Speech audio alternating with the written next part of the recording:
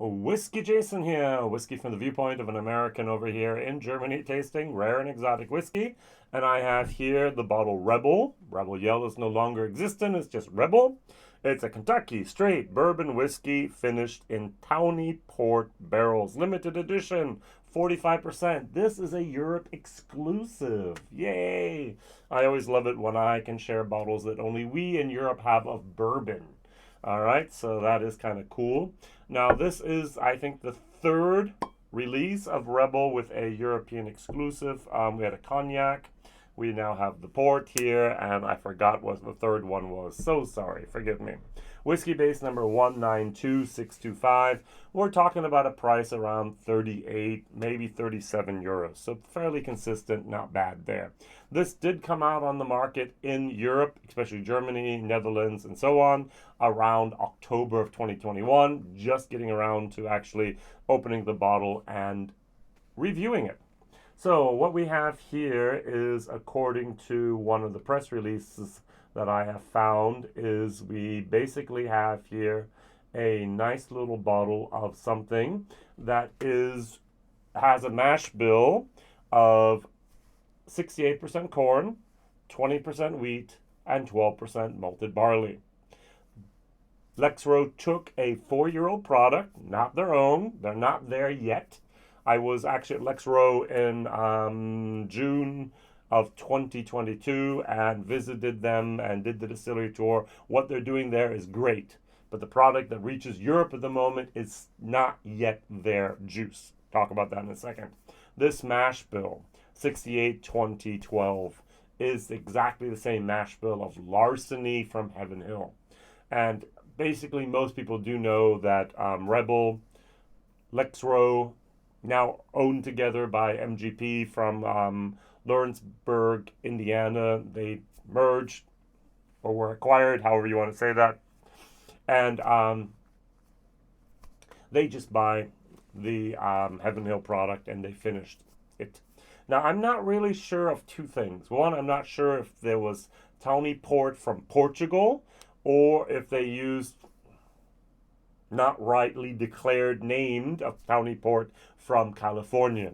Now, to be very honest, in the US as well as Australia, since they do not belong to the European Union, some of these geographical indicators of Europe, let's talk about Parmesan cheese, let's talk about champagne, let's talk about some other products, for example, port or sherry, are not very, very respected in the US. I've always bought champagne in the States. It should be sparkling wine. I've always bought a type of hard cheese, which is not Parmesan. I've often tried a port in the States, which was actually a California port-style whiskey. Or, sorry, a port-style wine and so on.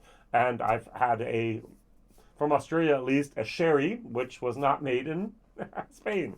And so with the naming, for example, Angel's Envy. Angel's Envy is a straight bourbon whiskey finished in port wine casks. Those port wine casks do not come from Portugal. They come from California. At least they did originally. And those are just tiny little things that we never know what happens. So that's the first thing. The second thing is I'm not even really sure this was bottled in the U.S. Nowhere does it say. Doesn't have to be. 90% of all bourbon in Europe is bottled in Europe. So it's much, much, much cheaper to actually put whiskey into a big tanker, send it on over here, and have it bottled here. So you have to pay taxes, tariffs, and everything on the price of the product you're importing. And juice in a bottle is a higher value product than juice in a big container. So 6,000 bottles. So we're talking now here about 4,000 liters, even maybe a little bit less at cask strength. Who knows? All right, so now the bottle says, and it's labeled in French and it's labeled in English, distilled and aged in Kentucky, bottled for Lexro Distillers in Bardstown, Kentucky. So now, something we sometimes forget is single malt means one distillery, 100% malted barley. Straight doesn't mean one distillery. So you can put 35 different distilleries from Kentucky all together into one bottle and still call it straight Kentucky bourbon whiskey, as long as it fulfills all the other obligations of age and no additives and so on. Don't forget that. So, now, unless you go bottle and bond, which of course has to be one distilling season at one distillery, or you go single barrel, you have no guarantee unless the label says so that that product was distilled at that one distillery as you thought. So just using that to remind us of certain things. Yeah, Bardstown Bourbon Company, for example, is doing a wonderful example of revealing that, especially with the Fusion series. It says Kentucky Straight Bourbon Whiskey. And you have 65, 80% of their own whiskey, 4 years old, 3 years old, 5 years old, and 20% from a different distillery, and yet it's still straight. All right, so often we, people that come from the single malt side, assume that straight means single, and it doesn't. All right, very, very good. So what am I going to do? I do not have larceny here. I'm going to just compare it to a different standard bourbon, which is a wheated bourbon. So we have here our nice little Maker's Mark. It's very similar in the mash bills, to be honest. All right, as I said, we have here 68-20-12.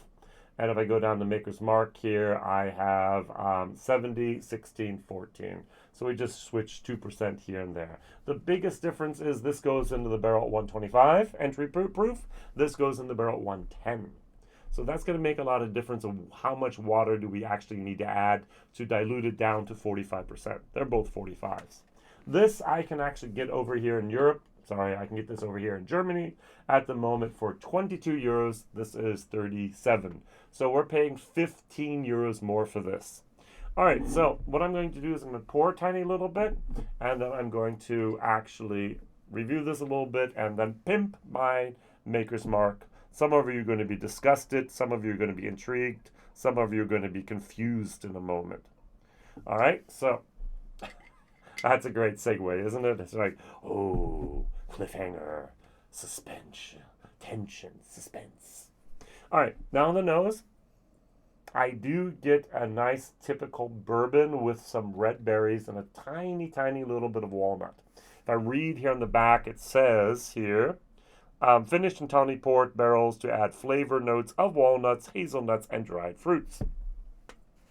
But I'm getting a lot of alcohol sharpness, a lot more sharpness, a lot more of that acetone, of that fingernail polish remover than I should be getting at 45%. 4 years of age, 6 months finished in those Tawny Port barrels. How big were the barrels? Usually a Tawny Port barrel, port pipe is going to be about 500 liters. Now, almost all the whiskey barrels, almost all the barrels being used in the whiskey production as finishing barrels are usually going to be custom made, what's the word here? Finishing barrels are just barrels that were not in production but were actually made for the whiskey industry. So they can be hogsheads, 250 liters. So you put the port in there and you pour the port out, put the port someplace else, and you don't actually use that port really for that. Seasoning casks. Wow, that took a while to remember that word. I get a lot of bite on this. Now, I personally, I'm so sorry, I am not a wheated bourbon fan.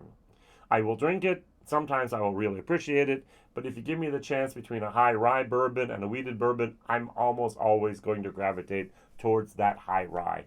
I like rye. I like the spice. And I think often something's missing in my bourbons if it's a wheated such as this. Now, the Maker's 46, due to those extra little staves added here, love it, love it, love it. Look at the old cute bottle still. And the private selects here from Maker's Marks are just also absolutely fantastic. Maltreview.com just recently did a nice little article. Someone actually did a vertical blind and they tasted, I think it was blind, they did a vertical of Maker's Mark Cask Strength. And they reviewed, I think it was 10 different Maker's Marks of the last, 8 years. And it was very interesting. If you know maltreview.com, they are very stringent with their scores. There is never a 10. There's never a 9. There are some 8s, and then if you have a 7, it's like, go buy it right now. And the Maker's Mark cask strength went from 7s, there were a few 7s, down to 3s, which is like 5 is, hey, this is a 5, this is something you can buy, and 3 is like something, nah, we don't need that. And it was very interesting. They were all Maker's Mark cask strength. And Maker's Mark used to be touted as one of the best brands for consistency. But apparently, and I can confirm it with my own personal palate, the Maker's Mark cask strength, I've had more poor quality bottles than I have excellent bottles, single casks. And that's just me and my personal opinion there, talking about Maker's Mark. So, 45%, 45%, 4.5 years, straight Kentucky bourbon, 4+ years, according to Maker's Mark, usually 6+. As I said, it's a tiny little bit more of that sharpness than I actually expected at 45%. Non-chilled filtered, we don't know. It's straight, so there's no color added. Normally, if there's a bourbon, there's going to never there's going to be bourbon color added to bourbon anyways.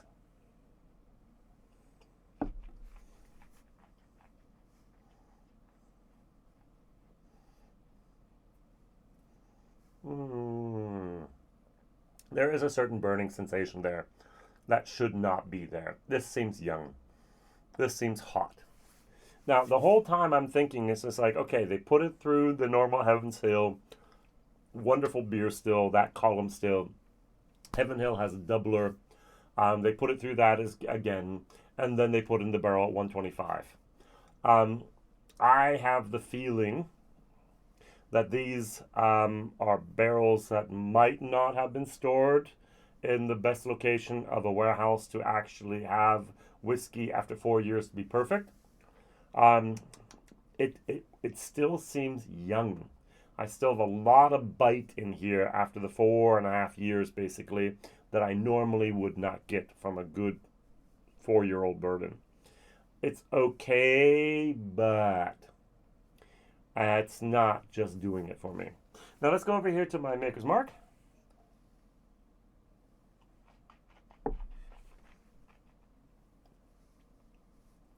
Much more of a, this is typical Maker's Mark.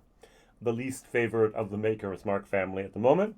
For me, I get that typical Maker's Mark taste profile, and it's much less aggressive. It's much less of that alcohol bite than the Rebel. So sorry to say so.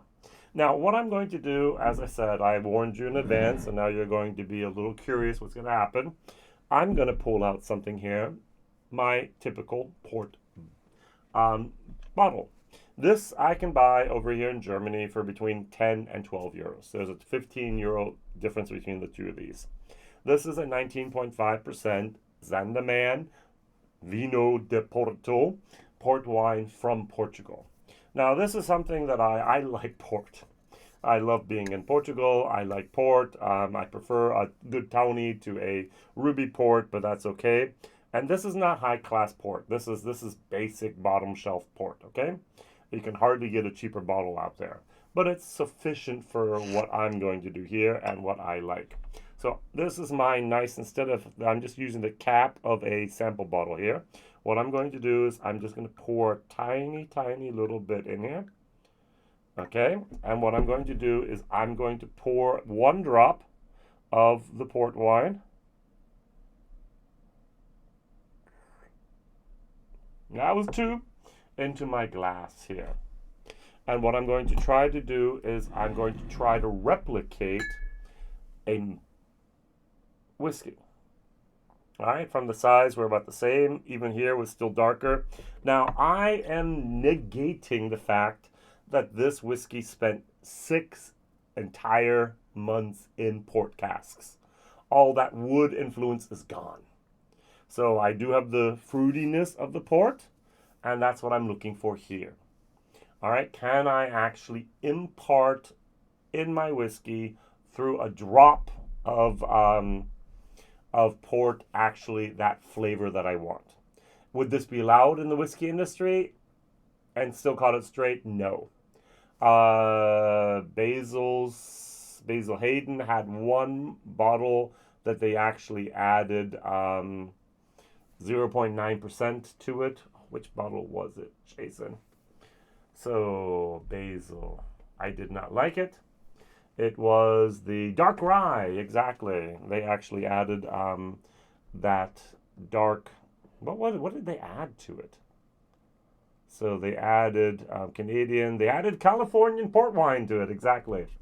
And I was not a big fan, but hey, Basil Hayden Dark Rye have done it, and they're allowed to do it. They're just not allowed to call it straight, but they can call it rye. And so yeah, why not? So I just did it, gave it a little bit of time in the glass, and now I'm going to try it.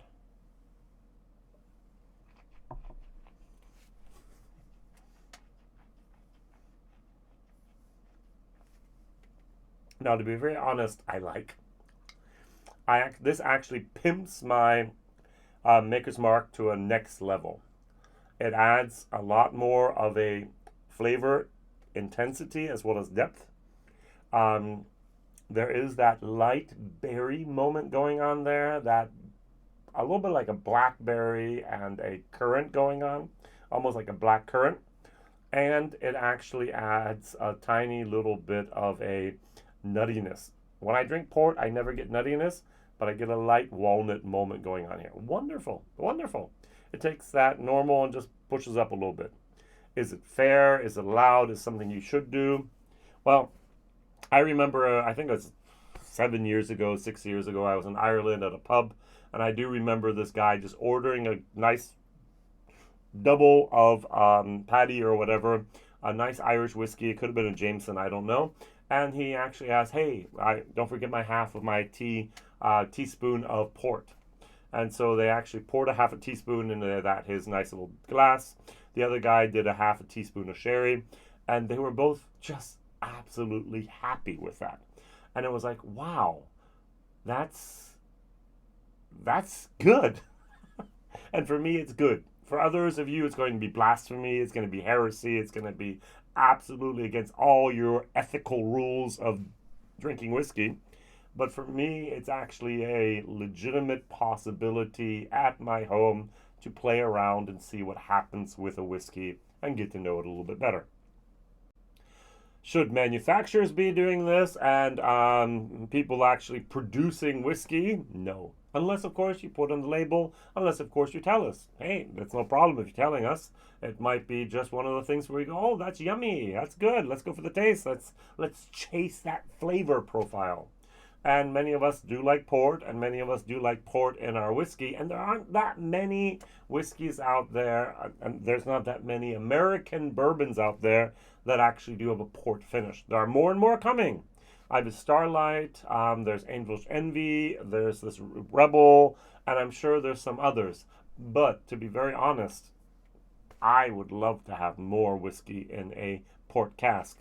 Now, if I remember correctly, there might be one more that is a bigger selling brand. Now I remember, I Googled Woodinville, Old Elk have done that, and so on. So first question of the day is, what is your personal experience and your personal opinion of actually pimping your own whiskey with port, sherry, Madeira, or something else? Even red wine, white wine, whatever you want to do. Cognac, do all the different cask finishes yourself and see what happens. I think it's actually legitimate, and I encourage you to try this if you want. The second question is, what port finished American bourbon can you recommend? Is it Angel's Envy? Is it Rebel? Is it Woodinville? Is it Old Elk? Is it something I haven't, Starlight? Is it something I haven't even heard of yet? I would really like to hear more from you. Now, to be very honest, this I'm going to give here about a